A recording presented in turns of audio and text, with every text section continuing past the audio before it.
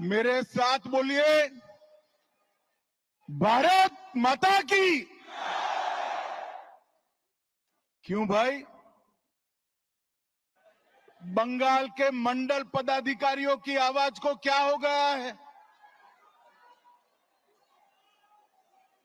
बंगाल में भाजपा सरकार बनानी है या नहीं बनानी है?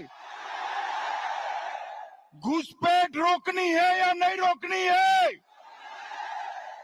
भ्रष्टाचार समाप्त करना है या नहीं करना है? हिंदुओं का पलायन रोकना है या नहीं रोकना है? तो ऐसी आवाज नहीं चलेगी। मेरे साथ दोनों हाथ उठाइए, दोनों हाथ उठाइए। विजय के संकल्प की मुट्ठी भींचिए और प्रचंड आवाज से बोलिए, भारत माता की, भारत माता की। जय श्री राम, जय जय श्री राम। मंच पर उपस्थित पश्चिम बंगाल भारतीय जनता पार्टी के सम्माननीय अध्यक्ष श्रीमान सुकांतो मजमूदार जी, मेरे मित्र और बंगाल विधानसभा में जिनके खड़े होते ही दीदी को डर लगता है, ऐसे हमारे विपक्ष के नेता शुभेंदु अधिकारी जी, हमारे राष्ट्रीय महासचिव श्री सुनील बंसल जी, हमारे प्रभारी मंगल पांडे जी, सह प्रभारी अमित मालविया जी, बैठे हुए सारे मंत्रीगण, विधायकगण, सांसदगण और बंगाल के कोने कोने से आए हुए मेरे प्यारे कार्यकर्ता भाइयों बहनों, आप सभी को मेरा नमस्कार, प्रणाम। सबसे पहले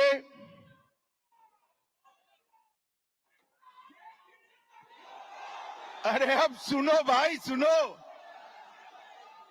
जिंदाबाद जरूर करना है। 26 में हमारे मुख्यमंत्री की शपथ के बाद करना है। भाइयों बहनों, सबसे पहले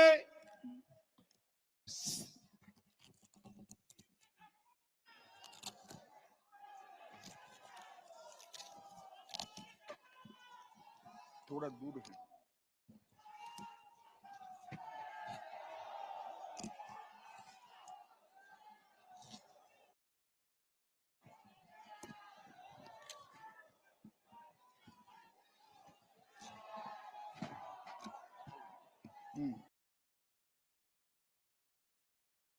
बहनों, सबसे पहले मैं श्री कालीघाट मंदिर, श्री श्री 108 करुणामयी काली माता मंदिर और दक्षिणेश्वर काली मंदिर को प्रणाम कर कर मेरी बात की शुरुआत करना चाहता हूं।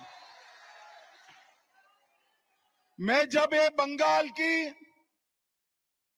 वीर भूमि पर, संस्कार भूमि पर आया हूं, तब कवि गुरु टैगोर जी, स्वामी विवेकानंद जी, रामकृष्ण परमहंस जी, नेताजी सुभाष चंद्र बोस और हमारी पार्टी के स्थापक स्वर्गीय श्यामा प्रसाद मुखर्जी को प्रणाम कर कर मेरी बात की शुरुआत करता हूं। वंदे मातरम के रचयिता महान बंकिम चंद्र चट्टोपाध्याय की ये भूमि, जिस भूमि ने सालों तक पूरे भारत का मार्गदर्शन करने का काम किया। चाहे ज्ञान हो, विज्ञान हो, धर्म हो, स्वतंत्रता संग्राम हो, हर क्षेत्र में सालों तक बंगाल ने भारत का नेतृत्व करा। और वही बंगाल में कई सालों तक कम्युनिस्टों का शासन रहा। और उसके बाद मां माटी मानुष का नारा देकर ममता दीदी आई और उन्होंने ये महान बंग भूमि को आज घुसपैठ, भ्रष्टाचार, स्त्रियों पर अत्याचार, अपराध, बम धमाके और हिंदुओं के साथ दुराचार का केंद्र बनाकर रख दिया है। दुराचार का केंद्र बना। भाइयों बहनों, यही बंगाल में चुनावी हिंसा सेशन के बाद, जब टीआर सेशन सीईसी बने, उसके बाद पूरे देश में चुनावी हिंसा बंद हो गई। मगर ये बंगाल है जिसमें चुनाव के वक्त और दीदी को विजय मिलने के बाद सैकड़ों भारतीय जनता पार्टी के कार्यकर्ताओं को मौत के घाट उतार दिया जाता है।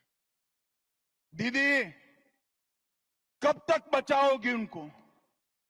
मेरी बात सुन लो, आपका समय अब समाप्त हो गया है। 26 में भारतीय जनता पार्टी की सरकार बनने वाली।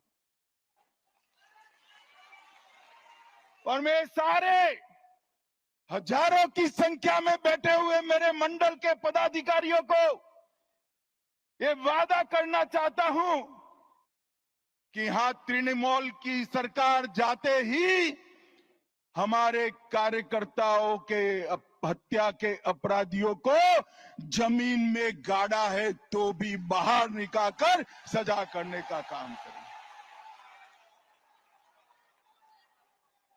लोकतंत्र के अंदर हिंसा कभी शोभा नहीं देती है।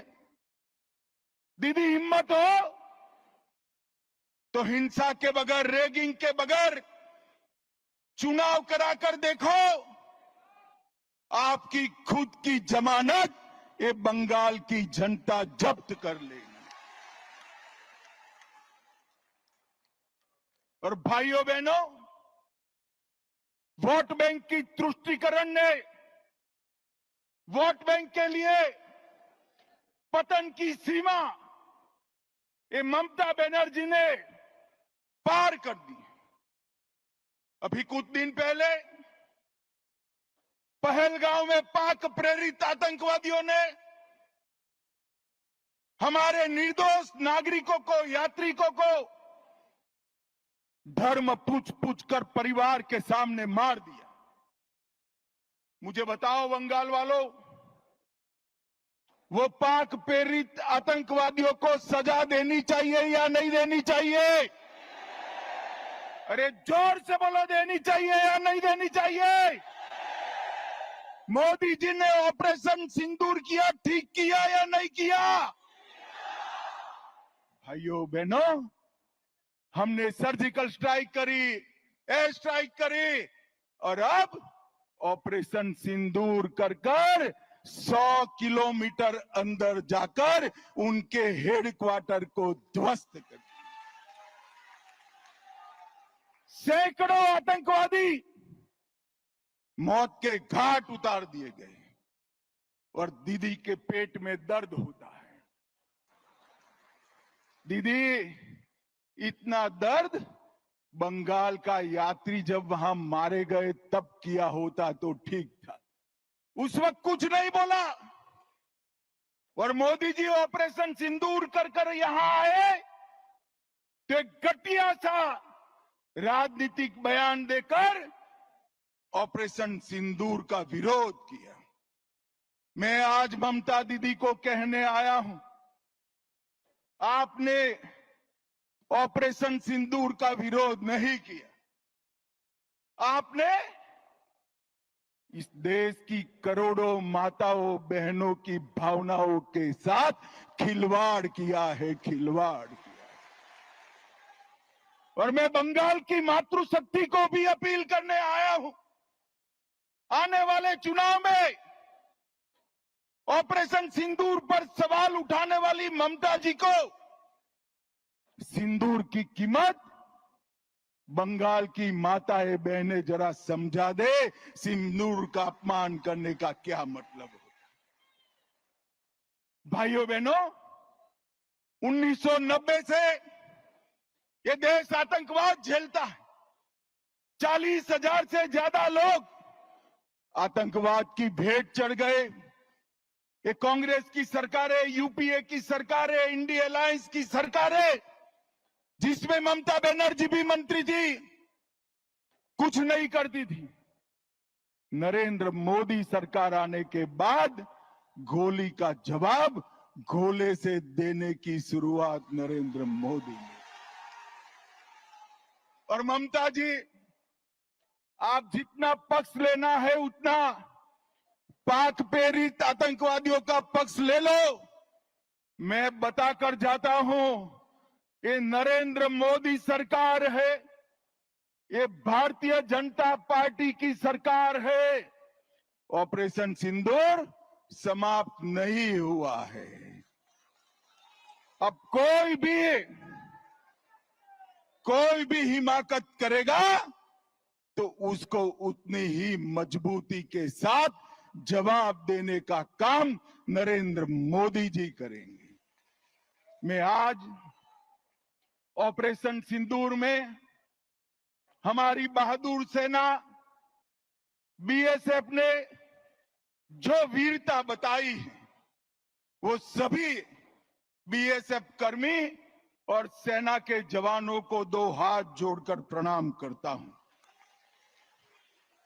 भाइयों बहनों, मोदी जी के नेतृत्व में बंगाल के विकास के लिए मोदी जी ने ढेर सारा काम किया है, परंतु विकास के साथ साथ बंगाल की संस्कृति को भी मोदी जी नहीं भूले। सालों से बंगाल वासियों की मांग थी कि हम बंगाल को क्लासिकल लैंग्वेज का स्टेटस दें। आज मैं ममता दीदी को पूछने आया हूं, 10 साल तक आप केंद्र में मंत्री थी या आपका समर्थन था, बंगाली भाषा को क्लासिकल लैंग्वेज का स्टेटस क्यों नहीं दिया? और भाइयों बहनों, हमारे मोदी जी ने बंगाली भाषा को क्लासिकल लैंग्वेज का स्टेटस देने का काम कर दिया। और ये ममता जी है जिनको इसके लिए धन्यवाद करने का भी शिष्टाचार नहीं आता। भाइयों बहनों, आगामी चुनाव में यहां बैठे हुए सभी मंडल के पदाधिकारियों का मेरा विनती है कि बंगाल का चुनाव सिर्फ बंगाल का भविष्य नहीं तय करता है। बंगाल का चुनाव देश की सुरक्षा के साथ जुड़ा हुआ चुनाव, क्योंकि ममता बनर्जी ने हमारे देश की सीमाओं को बांग्लादेशियों के लिए खुला कर दिया है। इनके आशीर्वाद से घुसपैठ हो रही है। मुझे बताओ मित्रों, घुसपैठ रोकनी चाहिए या नहीं रोकनी चाहिए? जोर से बोलो, रोकनी चाहिए या नहीं रोकनी चाहिए? क्या दीदी रोक सकती है? जोर से बोलो, रोक सकती है? ये भाईपो रोक सकते हैं क्या? घुसपैठ केवल और केवल कमल फूल की सरकार रोक सकती है। तृणमूल के सांसद मुझे संसद में पूछ रहे थे कि बीएसएफ क्या कर रही है। अरे ममता दीदी, हमने आपसे भूमि मांगी है, पूरी भूमि दे दो, बाढ़ को समाप्त हो जाने दो, एक परिंदा भी पैर नहीं मार पाएगा, परिंदा भी पैर। आप जानबूझकर बॉर्डर पर भूमि नहीं देते हो क्योंकि घुसपैठ चलती रहे, आपकी वोट बैंक बढ़ती रहे और आपके बाद आपका भतीजा भी मुख्यमंत्री बनता रहे। भाइयों बहनों, ये होने वाला नहीं। ममता दीदी को मैं भारतीय जनता पार्टी का ग्राफ बताने आया हूं। 17 के चुनाव के बाद हमने तैयारी की, 19 की लोकसभा में हमें सफलता मिली, 21 की विधानसभा में 77 सीटें मिली और 24 की लोकसभा में 97 सीटों पर भारतीय जनता पार्टी का लीड रहा, 97 विधानसभा सीटों पर और 143 सीटों पर 40% से ज्यादा मेरे कार्यकर्ताओं के परिश्रम के कारण वोट मिले हैं। मैं आज ये नरेंद्र मोदी की सेना जो मेरे सामने बैठी है, भारतीय जनता पार्टी का कार्यकर्ता बैठा है, उसको मैं बताने आया हूं कि थोड़ा फासला बाकी है, आप 40% तो क्रॉस कर गए हो, 4-5% आगे बढ़ना है, 4-5। और अगले चुनाव में हमारी सरकार बनने जा रही। भाइयों बहनों, मैं आपको विश्वास दिलाता हूं, 17 में मैं पार्टी का अध्यक्ष था, तब मैंने कहा था यहां हमारी सरकार बनेगी और आज वो दिन नजदीक आ गया है। 26 तक दिन रात एक कर हर एक बंगाल के मतदाता के पास जाइए और नरेंद्र मोदी का और भारतीय जनता पार्टी का संदेश लेकर जाइए।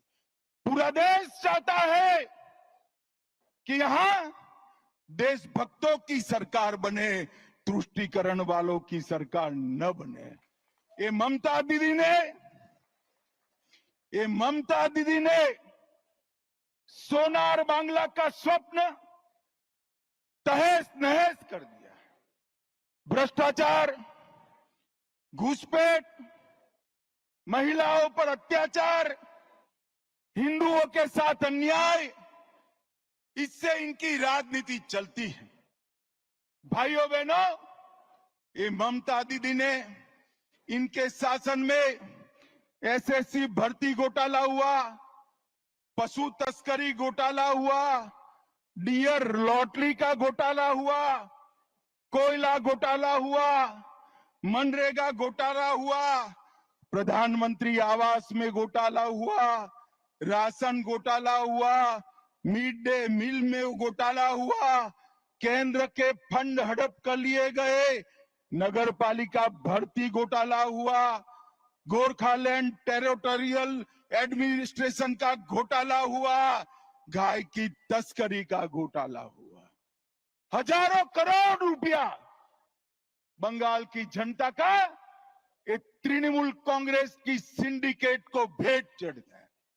मैं आज सभी कार्यकर्ताओं को पूछने आया हूं, ये पैसा सिंडिकेट का है या बंगाल की गरीब जनता का है? मुझे बताइए, ये सिंडिकेट का है क्या? जोर से बोलिए, सिंडिकेट का पैसा है। मोदी जी जो पैसा भेजते हैं, सिंडिकेट की भेंट चढ़ना चाहिए क्या? ये पैसे पर अधिकार बंगाल की महिला का है, माता का है, बेटी का है, बंगाल के गरीब का है, बंगाल के युवा का है।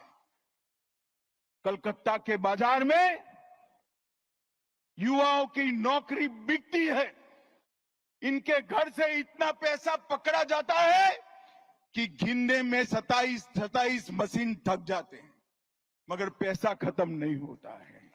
भाइयों बहनों, इस सिलसिले को बंद करना पड़ेगा।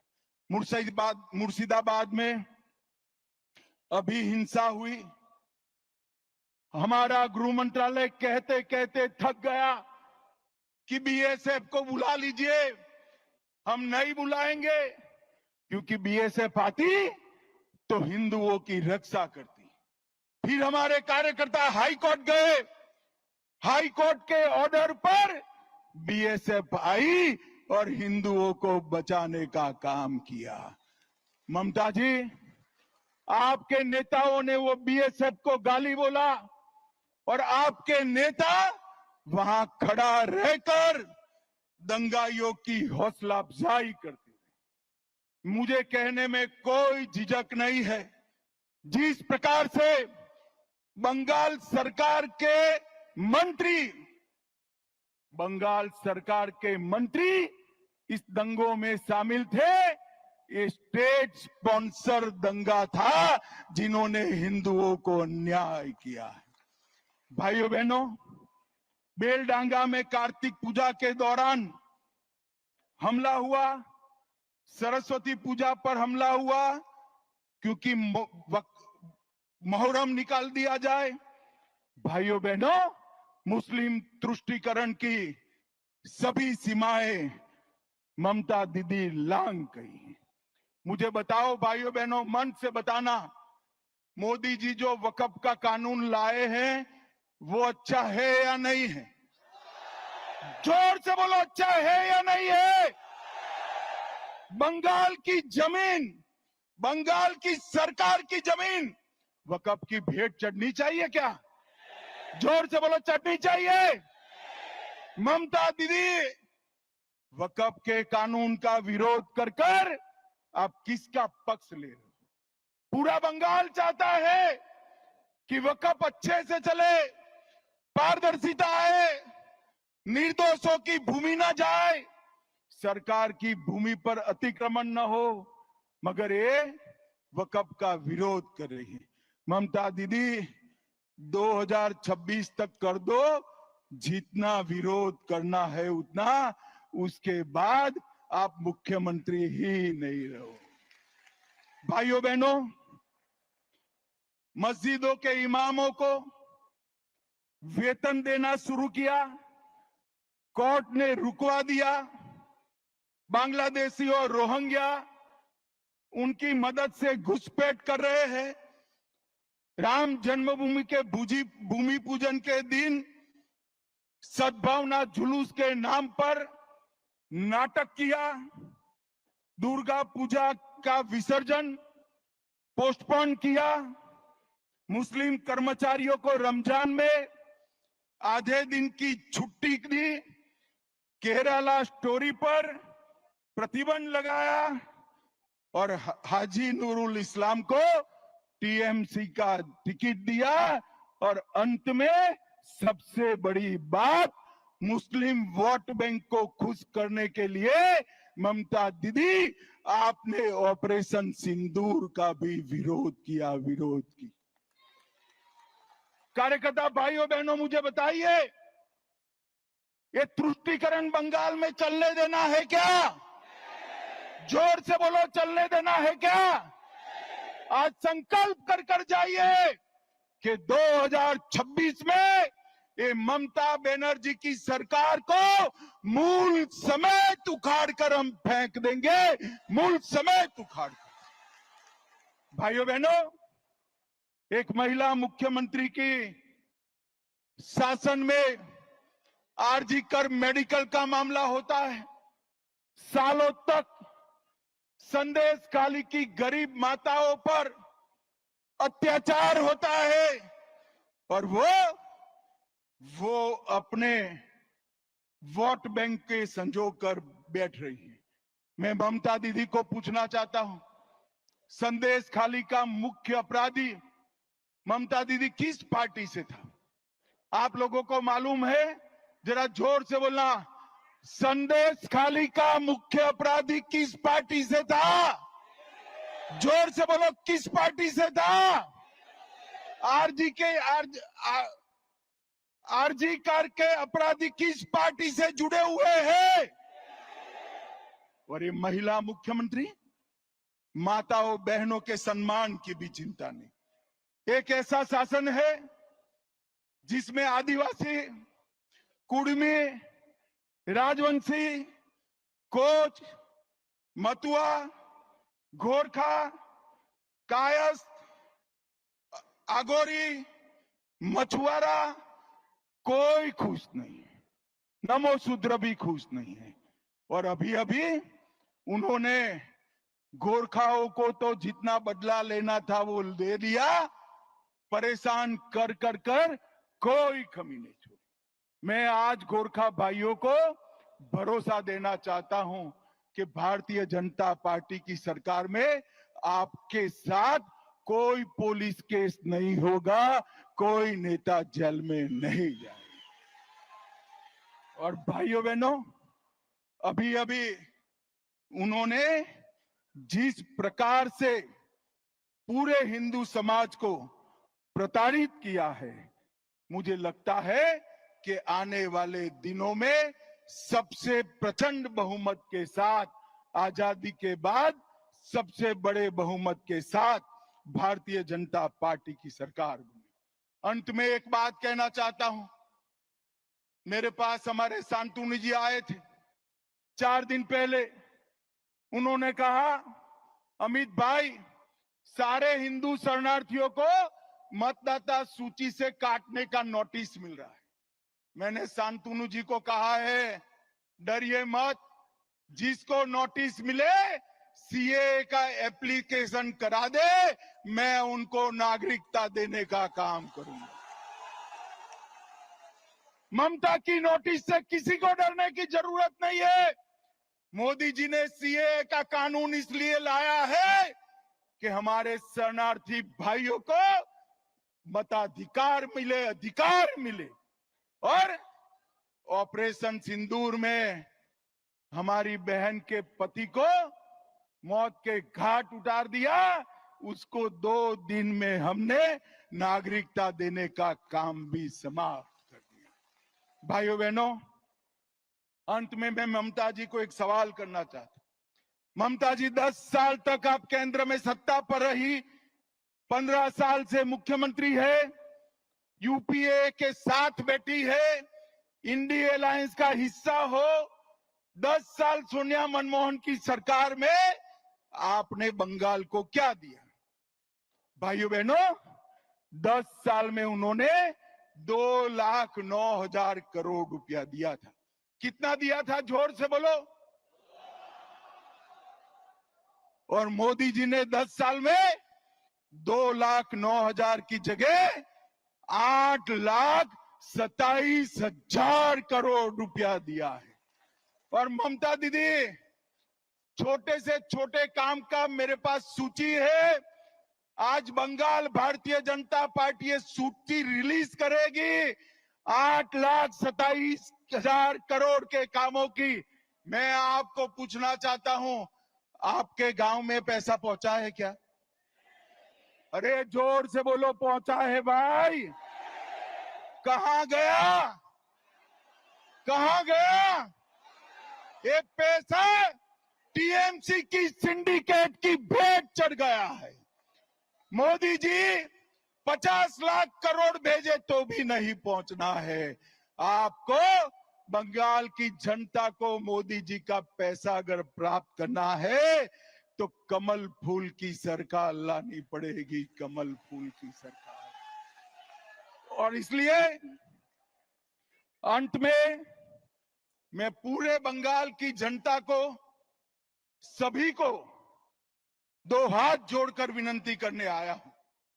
देश की सुरक्षा के लिए, घुसपैठ रोकने के लिए, भ्रष्टाचार को हटाने के लिए, माताओं बहनों को सुरक्षित करने के लिए और हिंदुओं को निर्भय करने के लिए यहां कमल के निशान को मौका दो। हमारे मोदी जी को एक मौका दीजिए, एक मौका दीजिए। मुझे बताओ सभी कार्यकर्ताओं, आज से 26 के चुनाव के काउंटिंग तक दिन रात अहर्निश हम काम में लगेंगे क्या?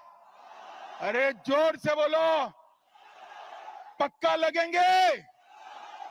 हम एकजुट होकर ममता की सरकार को उखाड़ फेंकेंगे। तो मेरे साथ दोनों हाथ उठाइए, उठाइए दोनों हाथ, विजय के संकल्प की मुट्ठी भींचकर राम का जयकारा लगाइए, जोर से बोलिएगा,